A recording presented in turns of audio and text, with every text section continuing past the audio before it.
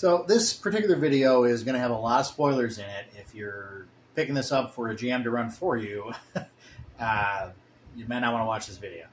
For the rest of you, though, please continue. The central villain Of Hunger and Lies starts off as a regular old person, and over the course of the adventure, this person begins to slowly transform. Actually, not really slowly, actually pretty fast. Transform into a certain kind of creature. And we selected for this one, we were doing sort of a Monster of the Week style way. That's kind of how this was intended, is to be basically a Monster of the Week style adventure. And the monster we selected was the Barghest. It's such a weird, rare monster. I've actually never seen it in any book that I've ever run, because it's just such a strange, or any game I've ever run, or session I've even been in. It's such a strange creature, and I just happened upon it when I was doing some research for a story, 15 years ago. And it's in all the books. It's been around. It was in the Monster Manual 2 originally, and then it was in, I think it's in Osric. We see it pop up from time to time. It's in second edition too. And it's just such an odd thing, because it's actually got like a progression track based on how it consumes energy. And I thought that was a really exciting way to introduce that monster. And I'm sure it was originally introduced that way as well. I'm actually not sure what the source is for it, but I'm sure it came up the same kind of way. So we decided to put that in here, and this is a slightly different version of the Barghest. The original Barghest is sort of like a goblin dog demon thing that gets more powerful once it's summoned into the prime.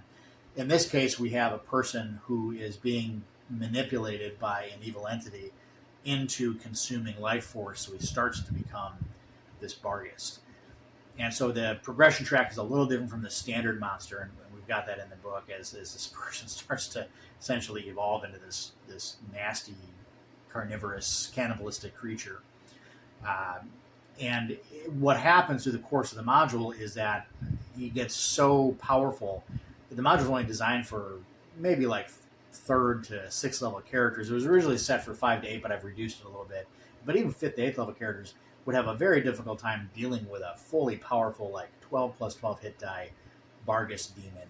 They're a pain. So if this guy starts to advance too fast before the party can stop him, he becomes essentially unstoppable, which was, again, the point of the adventure. I actually wanted to make an adventure where the PCs may not be able to defeat the villain at all, or they have to come up with a different solution. And much in the style of Ravenloft or Planescape style adventures, where it's not always just a beat 'em up game. It's we have to outthink this, or maybe we can't outthink it and it just wins. That's exactly what this is designed for. Of course, your group can do it any way they're going to do it. It's just that's how this was intended, but it doesn't make much of a difference. I mean, I've run this several times, and I've had groups. Well, actually, only one time I've had a group actually stop the villain from completing the ritual, essentially. Every other time I've run it, though, they can't stop him, which just leads to more adventures, right? Anyway, so that's what this adventure's main villain is about. It's a Barghest that runs around town eating people. It's got a lot of other critters in here, too. We bring back the Barik, which is a rare little... I don't even know how to explain it. Like a platypus rat with 6 legs.